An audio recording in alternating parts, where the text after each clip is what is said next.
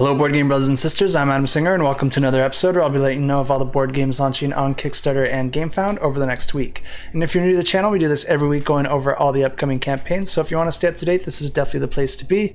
But if you want to stay even more up to date, go ahead and check out Alex's channel called Board Game Co, where he puts out a video at the end of each month going over the following month and letting you know of all the campaigns that we know about so far for the entire month. But there are new campaigns launched every week, so you will want to come back here, so make sure to subscribe to my channel as well. But Board Game Co has a ton of other content that you'll want to check out. He goes over the value proposition of different campaigns and follows the campaigns from start to finish and also offers detailed reviews. He's also just a pretty cool guy, so you'll definitely want to check him out, and I'll leave a link to his channel in the description below. But before we jump into the campaigns, I do like to go over some new announcements and discoveries that I just found out about over the past week that I think you might be interested in. And the first one is that a Stranger Things board game has been announced by CMON. I don't think this one's going to Kickstarter. I think this one is going to go straight to retail, but this is going to be released sometime in 2023. It's also being designed by Rob Davio, who was one of the designers for Pandemic Legacy, Cthulhu Death May Die, and Return to the Dark Tower. So if you like those games and you like the IP, you might want to look forward to this one.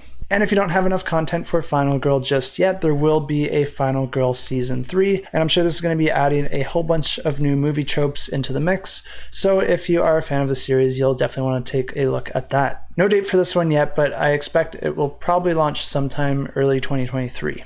Also, if you're a fan of Wordle, there will be a party game being released in October, and this one's going to be coming from Hasbro. This is not going to Kickstarter, but I just thought it was an interesting piece of news, so I'm just letting you know in case you're a fan of the game. And the last thing is not really a new announcement for a new game or anything like that, but I just want to mention that Sandy Petersen did post an update to all their active campaigns. He basically goes over how him and his team have been trying to get through a series of challenges, which is no surprise seeing as they have a ton of campaigns that have yet to deliver, but the video does seem reassuring that they are going to get these games out, and he does make a statement that they're going to be just doing one game at a time moving forward, which I think is what a lot of us wanted to hear. But I'm always glad to see little videos like this taking ownership and trying to do better in the future. So as long as he does do those single campaigns after they wrap up the fulfillment for their existing campaigns, that might be enough to inspire me to give him another chance. But that's yet to be determined, so we'll see if he actually follows through on all this, and I really hope he does. And with all that out of the way, let's check out the campaigns. And the first campaign we have launches on August 1st, but this one's not actually for a board game. Instead, this one's for an RPG, and I usually keep these ones pretty brief, but this campaign is going to be offering the Wicked Ones and the Undead Awakening expansion, and this is an RPG where players are going to be playing as the monsters. And that's what makes this RPG different, is that the players are going to be working together, building their dungeon, performing raids out on the surface to gather materials, and defend their dungeon from any intruders. You'll also be able to recruit minions, set traps, and do all sorts of terrible things to defend your dungeon. And the Undead Awakening expansion is a completely new game built upon the foundation from the first game. But what makes this one different is that you're actually building up your own horde of zombie monsters as you try to take over the surface. And players will be leaning into those classic zombie tropes, adding more victims to their horde, and eventually discovering what caused this scourge to exist in the first place. And if this one sounds interesting to you, I have links to this campaign and all the others linked in the description below. And launching on August 2nd, we have 535, and this plays 2 to 6 players and takes about 15 to 30 minutes to play. And this is kind of a reverse trick-taking game where you're trying to get rid of all your cards first, and any cards you have left will add to your score, but whoever has the lowest score at the end of the game will win the game. And the way this game works is that each player is going to be starting a round with their own hand of cards, and the cards are going to range from 1 through 5, 7 through 9, and 11 through 15. And any cards that you don't get rid of at the end of the round are going to gain you points, which is a bad thing, and the point value is also labeled on the card in small text underneath the value of the card. So you might want to be strategic with the cards that you get rid of depending on their point value. In each round, players are going to be taking turns performing one action, and you have a few options on your turn. You can either just play a single card, or you can play 2 to 3 cards that are the same value or consecutive values. The only catch here is that you'll have to play higher cards than the player that played before you. But you do have one more option, and that's to add cards to the set that was played previously, increasing the amount of cards in that set. And if you're able to tip that set over 4 or 5 cards, depending on player count, then you'll be able to start the next trick by playing any cards from your hand. But if you can't play any cards, then you're going to have to pass, and that actually eliminates you from the round, and any cards that you have left over are going to add to your score, which is something that you don't want to happen. There's one more thing you can take advantage of to try and avoid getting yourself into that situation, and that's to use your 8 cards appropriately, because 8 cards are special cards in this game, and as soon as you play an 8 card, whether you're playing it by itself or in a set, it's going to automatically wipe any cards that are out on the table, and you automatically get to start the next set.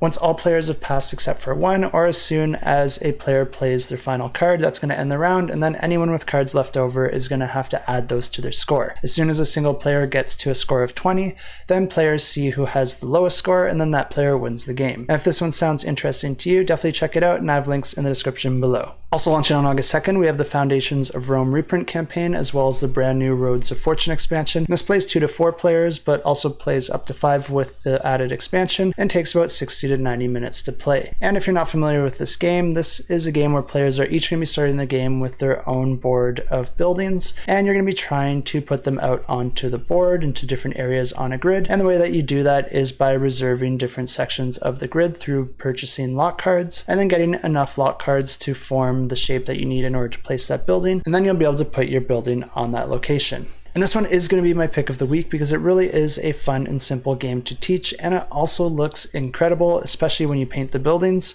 But I also want to add the caveat that this game is really overproduced. There is a ton of plastic in this game, and the game isn't really that complicated or heavy, so it's up to you to decide whether or not it deserves this treatment. And of course, with all that, it's going to take up a lot of space on your shelf. I saw this photo before I saw the actual game, but when I actually saw the real box, I knew for sure that I wasn't going to buy this game.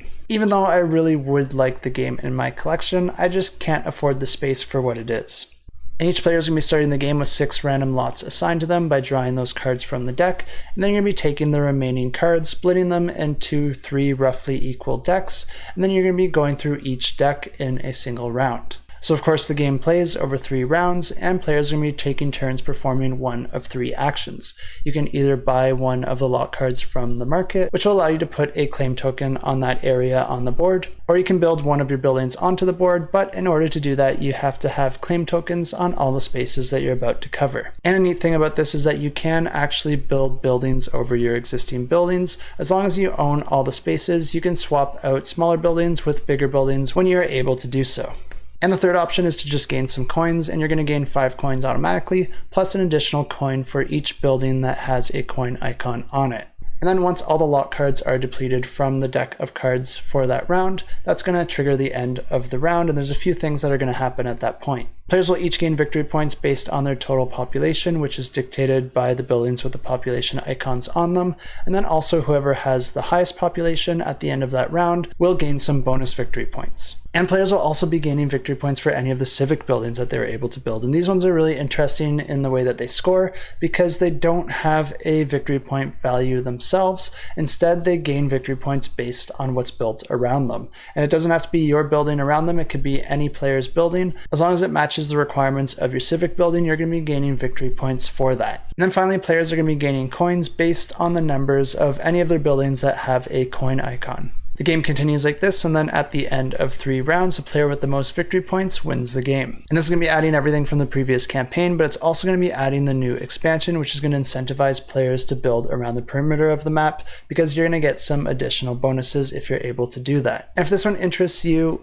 and if your shelf can support it, I have links in the description below. Also launching on the 2nd, we have Tiny Robot Love Doctors, and this plays 1 to 4 players and takes about 30 to 45 minutes to play. And in this game, each player is going to be playing as a tiny robot sent into the heart of a human in order to try and get rid of their negative emotions and fill them with love. And the way that this game works is that players are going to be trying to solve a collaborative puzzle. There's going to be a board with some randomly drawn tokens, and each of the tokens are going to represent gloom, rage, or greed, and players are going to be trying to work together to replace those tokens with love tokens. And in order to do this, players will be using shape cards in order to replace that shape on the board with love tokens, but the catch here is that you can only get rid of tokens of the same color. Luckily, each player has their own individual special ability that they'll be able to use on their turn in order to move tokens around on the board in different ways. And there's also some ways to add to your shape so you can get rid of even more tokens with a single card. And if the players are able to replace all their tokens with love tokens, then they win the game. Also launching on the 2nd, we have Atma, a role-playing card game, and this is going to be for Season 2, and it's completely compatible with Season 1 that did launch a few years back. And the way this game works is that one player will be acting as the GM while the other players act cooperatively in a party, and the GM is going to be selecting a stage and then breaking it into 6 decks. And there's going to be your backdrop cards, your stories, your scenes, your extras, your props, and your twists. The backdrop card determines where the players will be exploring, the story cards tell the overarching goals, and then the scene cards will put players into different situations. And players will be drawing 3 of those scene cards and then flipping one over in order to start the game. But of course, players will also have to establish their character. And in order to do this, you're going to be drawing 8 cards from the character deck and then choosing 4 in order to build up your character. And these cards will dictate the race and class of your character, as well as 2 basic moves and 1 super move. And players will be trying to make their way through the different scene cards by spending tokens in order to activate their abilities in order to complete whatever objective is in front of them. Players can also get creative with their actions, incorporating things that they might have found in previous cards, and it'll be up to the GM to determine if that's allowable within the realm of the game, and also the outcome of that action depending on what the player is able to roll. And players will be able to gain more tokens anytime that they discover a new scene card, or anytime that they fail a skill check. And completing the different scenes can come with some different benefits, like some new moves or items, and if the players are able to complete their final objectives, then they win the game. And Season 2 is completely compatible with the original game, and this is going to be adding new character cards, new scenes, and new items and moves for players to explore. Also launching on the 22nd, we have a new game coming from Button Shy Games, and this is actually a solo game designed by Scott Elms, who did all of the Tiny Epic series, and this one takes about 10 to 15 minutes to play, and of course it is a pocket-sized game. And this is a programmable movement fishing game with the theme that an older member of your family is passing down their fishing lessons to you, and it's up to you to put those into action and have a great day out on the lake. Players are going to have some sort of goal that they're trying to achieve, and they're going to be playing the game over a series of rounds till you're able to complete it. And you're going to be trying to remember the different lessons that were taught to you, but then you're going to be trying to perform them in the proper order in order to have the most success. When you run out of lessons to draw, that triggers the end of the day and the game ends. Unfortunately, I don't have too much more info on how this one plays right now, but if you want to know more, you can check out the campaign linked in the description below. And launching on the 4th, we have All Terrain, and this plays 1 to 5 players and takes about 30 to 60 minutes to play. And this is a competitive racing game where each player is going to be starting the game with their own off-road vehicle, and then you're going to be exploring a modular map. And there's going to be all sorts of different terrain and obstacles that you run into, but lucky for you, you're going to be able to upgrade your vehicle at the start of the game by choosing 3 out of a possible of 6 different upgrades. And the different upgrades are the winch, which can help pull you out of tough spots, the axe to help you clear overgrown trail, a spare tire that can get you back on the road faster in the case of trouble, off-road lights which will allow you to take trails at night, extra fuel to keep you driving longer, or a snorkel to help you traverse deep water. And as players explore the modular board, you're going to be running into different types of terrain and different types of obstacles and chance events associated with that terrain. The chance events will have a random effect either on you or another player or all players collectively. And then the obstacle cards will get in the way at different points in the paths, but players will be able to overcome those obstacles if they have the right add-ons added to their vehicle, or even if they don't, they can still challenge that obstacle by performing a skill check and rolling a die. The nice thing about this is that whenever an obstacle is revealed, it's revealed to all players, so this does give additional information to the other players and acts as a bit of a catch-up mechanic for any of the players that are trying to plan their route in order to try and catch up. And the first player to complete the track wins the game. And those are all the campaigns I have for you this week, but don't leave yet because we still have an awesome giveaway to announce. And also today is actually my birthday, which is the one time of the year where I get a free pass for pretty much demanding that you subscribe to my channel. So if you haven't yet, make sure to subscribe to this channel while I drink this beer. Sick.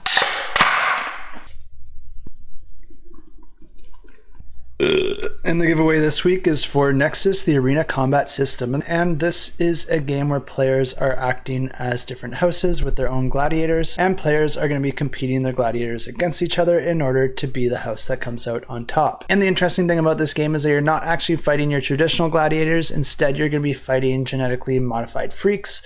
and you're also going to be fighting on an abandoned space station in space. And since these hideous gladiators won't always listen to you, you're also going to be taking advantage of every other option, which includes rigging the game or trying to force your opponent to make bad decisions. The different maps will also have a whole bunch of different obstacles that players will have to avoid, but there is also the opportunity to use them to your advantage. And this is a game that actually looks like a ton of fun to me, and I really like the theme and I really like the different mechanisms that it has to offer. And if you want to know more about this one, I did cover it in more detail, and you can find that in my clips playlist. And this giveaway is going to be for the Money Shot Pledge, and this is going to come with the core game as well as pre-painted miniatures, but it's also going to come with this really cool magnetic system that you'll be able to wrap around the board, and this is going to offer storage for the different components as well as organization for all those components as you're playing the game. And to enter this giveaway, just leave a comment down below with the hashtag NEXUS, and you may have already noticed in this video that I used to have a duck here and now it's gone. I want you to leave a comment trying to guess what happened to it, and I'm not sure if any of you will get it right, but whoever does, I'll give you 20 free entries for all giveaways coming up in the future until you win a giveaway. So I'm still going to draw the winner for this game randomly, but if you do guess that right, I'm just going to give you some bonus entries indefinitely until you win a game. It's my birthday, so let's have some fun. Now let's go ahead and draw the winners for last week's giveaway, which was for Silver Coin, Age of Monster Hunters. And to draw a winner, I use this fancy application here, and all these extra names down here are bonus entries for my Patreon subscribers. If you like this sort of content and you want to help make all these efforts just a little bit more sustainable for me, I do have a link to my Patreon in the description below, and I truly appreciate anything that you can contribute. But let's go ahead and draw those comments and see who the winner is. And the winner is Peter Seiler, and this is one of our Patreon subscribers, so I'll reach out to you, Peter, and let you know that you won yourself a pledge for Silver Coin, Age of Monster Hunters. And yes, I'm still super behind on my comments. If you've messaged me, I'm sorry if I haven't responded yet, but I'll try to get to it this weekend. I think I can. It's a long weekend, so I should have a little bit of extra time, but this past 2 weeks for work have just been insane. I'll probably also have to do a little bit of work this weekend as well. But as always, thanks so much for watching. I truly do appreciate it. And if you are in Canada, I hope you enjoy your long weekend as well. And until next time, keep that shelf cluttered and the table full.